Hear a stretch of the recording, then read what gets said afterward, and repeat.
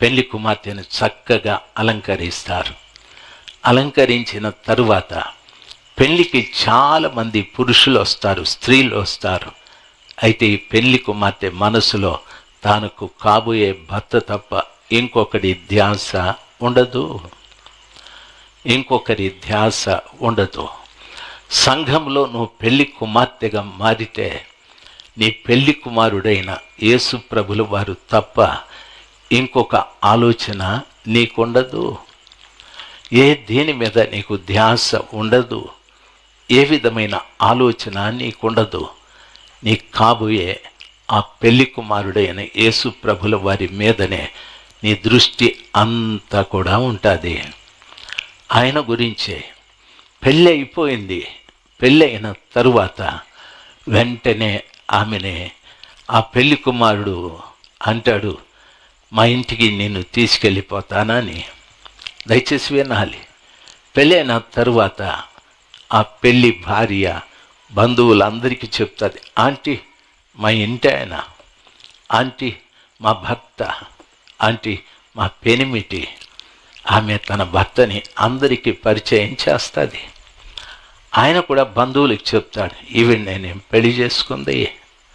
దయచేసి గమనించాల్సింది, పెళ్లి కొడుకు పెళ్లి కుమార్తెని పరిచయం చేస్తారు. పెళ్లి కుమార్తె పెళ్లి కుమారుని బంధువులందరికీ పరిచయాలు చేసుకుంటారు, ఫోటోలు కూడా తీసుకుంటారు, మనం చూస్తూ ఉంటాం. అయితే పెళ్ళైన కొన్ని గంటలకి పెళ్లి కుమార్తె పెళ్లి కుమారునితో బయలుదేరేస్తుంది. పెళ్లి కుమార్తె ఇంటి వారు ఏడుస్తారు, అమ్మ ఏడుస్తుంది, నాయన ఏడుస్తాడు, జాగ్రత్తమ్మా జాగ్రత్త అని. పెళ్ళైన క్షణం నుండి అమ్మాయి తన ఇంటి మీద మనసు మార్చుకొని భర్త మీదకి వెళ్ళిపోతుంది. చాలా సులభంగా తన మనసు మారిపోతుంది. 25 సంవత్సరాలు 22 సంవత్సరాలు అమ్మతో నాయనతో పాటు ఉన్న ఈ బిడ్డ పెళ్ళైతూనే క్షణంలో భర్త మీదకి మనసు వెళ్ళిపోతుంది. ఆమె అంటుంది, అమ్మ బాయ్, నాయన బాయ్, ఏడవద్దు మామ, ఏడవద్దు నాయన అంటే అల్లుడు అంటారు, భయపడద్దు అత్తగారు, భయపడద్దు మామగారు, నేను చూసుకుంటానంటాడు. ఆ మాటలు అత్తామామలకి గొప్ప ధైర్యం. భార్య అంటుంది, అమ్మా వెళ్ళి వస్తానమ్మా. ఏడుస్తారు. 22 సంవత్సరాలు మా ఇంట్లో ఉంది బిడ్డ, ఈరోజు వెళ్ళిపోతుందని ఏడుస్తారు. ఈ లోకం నిన్ను బట్టి ఏడవచ్చు. అయితే నీవు పెళ్లి కుమారుడైన యేసు ప్రభుతో వెళ్ళేటప్పుడు ఒక ఆడబిడ్డ తన మనసు మార్చుకొని భర్తని పూర్తిగా నమ్మి వాడితో పాటు వెళ్ళిపోతుంది. భర్త ఊరు తెలియదు, భర్త బంధువులు తెలియదు, భర్త క్యారెక్టర్ తెలియదు, ఆ భర్తతో పాటు వెళ్ళిపోతుంది. దేవుని పిల్లలు మీరంతా పెళ్ళైన తరువాత మీకు తెలియని ఒక మనిషితో మీరు వెళ్ళిపోయారు. ఈరోజు వరకు ఆయనతోనే మీరు కాపురం ఉంటున్నారు. ఆయన చెప్పిన మాటలు నమ్మారు.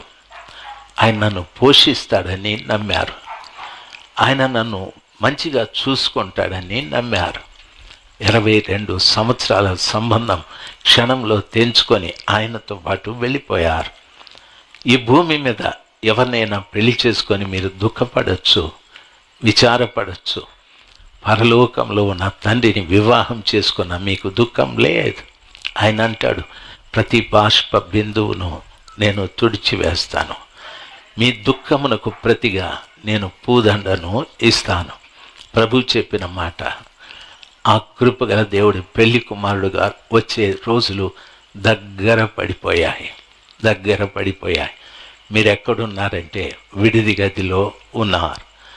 దేవుని పిల్లలు గమనించాల్సింది, విడిది గదిలో ఉన్న నీవు తెల్లవారి కొరకు ఎదురు చూడాలి. తెల్లవారితే వివాహం.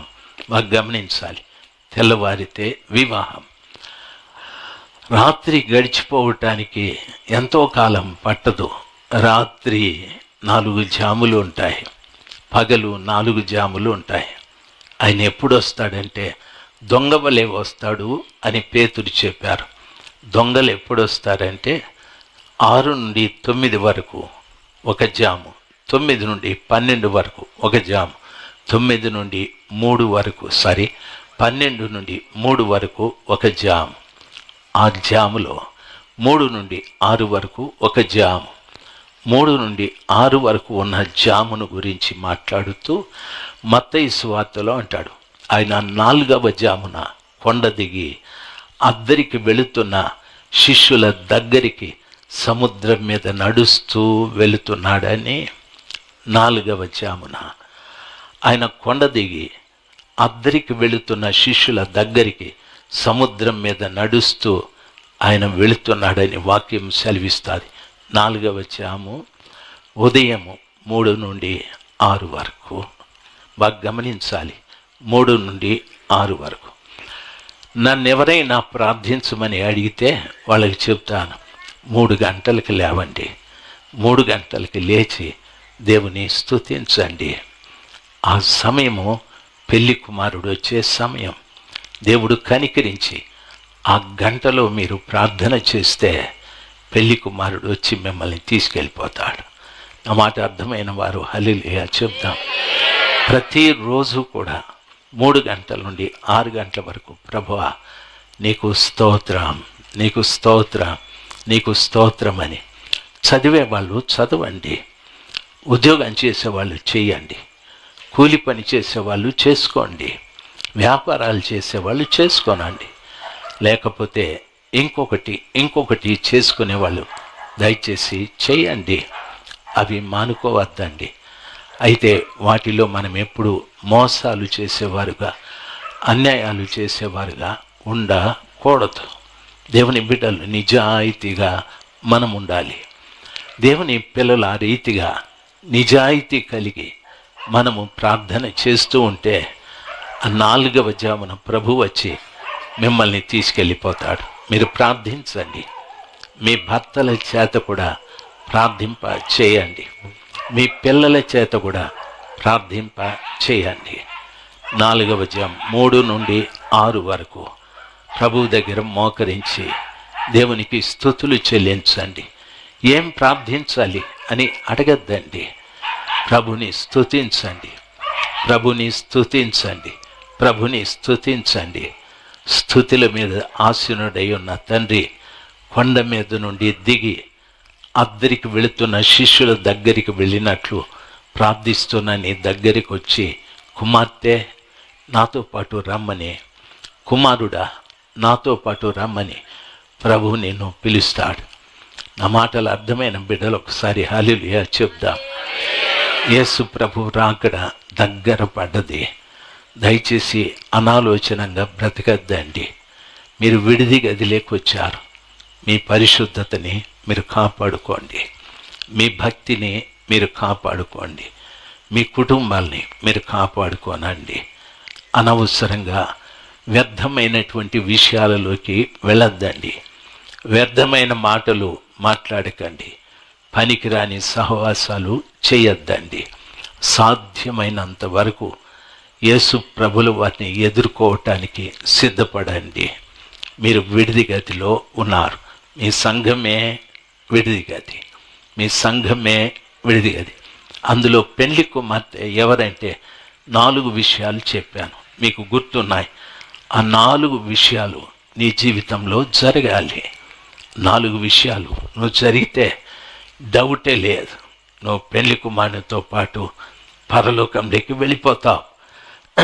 డౌటే లేదు. సమరయ స్త్రీలాగా నీ పాపం కడగబడి ఉండాలి. ఆచార సంబంధమైన భక్తిని వదిలిపెట్టి ఆత్మ సంబంధమైన భక్తి కలిగి జీవించాలి. నీ ప్రతి రహస్య పాపాన్ని విడిచిపెట్టాలి. నీలో ఉన్న చెడు రక్తం ప్రభువుకిచ్చి ఆయన దప్పిక తీర్చండి. ఆయనలో ఉన్న మంచి రక్తం నీకు ఇస్తాడు. పవిత్రపరచబడండి. నీ రక్తం ఆయనకిచ్చి ఆయన రక్తాన్ని నీవు తీసుకో. 4 కార్యాలు నువ్వు చేయగలిగితే ఆ విడిది గదిలో నీవే పెళ్లి కూతురువి, నీవే పెళ్లి కూతురువి. ఈ 4 కార్యాల్లో ఏ ఒక్క కార్యం నువ్వు చేయకపోయినా విడిది గదిలో ఉంటావు, బంధువులాగా ఉంటావు, పెళ్లి కుమార్తెలాగా ఉండవు. ప్రభు వస్తాడు, వారికి మాత్రమే తెలుస్తుంది, బంధువులకి ఎవరికీ తెలియదు.